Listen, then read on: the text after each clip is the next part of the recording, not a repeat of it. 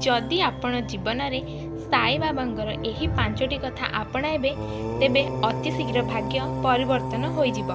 आपण जदि आम चैनल को प्रथम थर करी आसिछंती तेबे चैनल को सब्सक्राइब करी बेल आइकन को ऑन करंतु। तेबे चलंतु वीडियो रो आगु को बढ़िबा। साईनाथ तांकर पूरा जीवन रहस्यवादी परी अतिबाहित करथिले।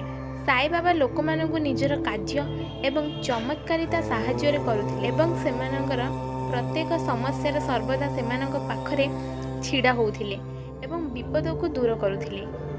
साई काहाकु केबे मध्य तांको पूजा करबा को कहि नथिले, किंतु से सर्वदा तांको भक्तंक ठारू प्रेम मागुथिले। साई बाबा सर्वदा भक्त मानंकु एहा सिखाइछंती जे जेउ मानंको मनरे प्रेम एवं दया रही थाए सेमानंको उपरे सर्वदा ईश्वरंक आशीर्वाद रही थाए। साईनाथ भक्त मानंकु एपरि शिक्षा देइछंती, जदि आपण आपणक जीवन में साई बाबांकर यही पांचटी कथा को मानती तेबे कौनसी दुख आपण को घेरी रहिबा नहीं। साई कहिछंती जे मनीष को किपरि हेबा उचित। साई सर्वदा कहूथिले जे सबुबले घरर मूल दुआ को दृढ़ करा जाए, जहा द्वारा घर वर्ष वर्ष धरी छिड़ा होई रहिबो। कौनसी प्राकृतिक विपर्यय आसीपारे, किंतु सेही घर आदय हलिबा उचित नुहे। सेही भली सम्मान नियम मनीष पाई मध्य प्रयोज्य होइथाए। एहार अर्थ हेउछि जे जणे व्यक्तिंकर लालन पालन एहीपरि दृढ़ हेबा उचित, जहा फଳରେ से कौनसी व्यक्तिर कथा एवं धोकारे आसीपारिबे नाही। अर्थात सेही व्यक्ति सर्वदा निजर नीति एवं निर्धारण रे अटक रहिबे। एहीपरि मनीष माने पूजनीय हुअन्ति। द्वितीय रे साई सर्वदा मनीष को पद्म भली हेबाकु शिक्षा देइथिले।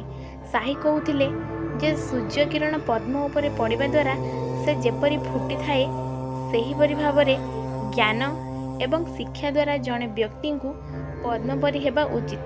मनीष को निजर हाथ अन्य आगरे ज्ञान पाइबा पई देखाइबा उचित, कारण जीवन में केवल गोटे नुहे अनेक पथ ज्ञान द्वारा खोला जाय थाए।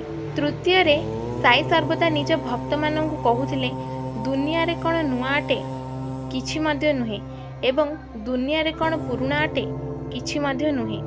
दुनिया रे जहाँ अछि ताहा सर्वदा रहिबो, किंतु धैर्य एवं संतोष न मिलिले प्रत्येक दिन मनुष्य पई एक असुविधाजनक दिन हेबो।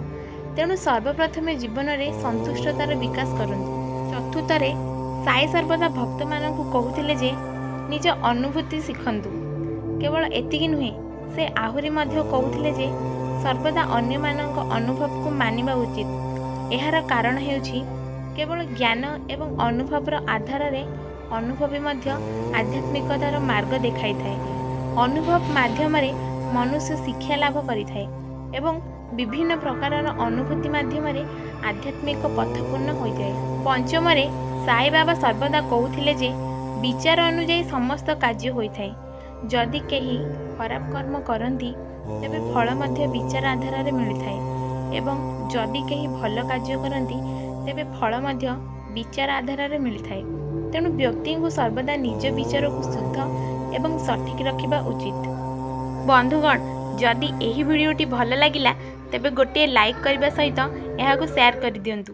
भक्ति रे थरे कमेंट बॉक्स रे ओम साईराम अवश्य लिखि दियंतु।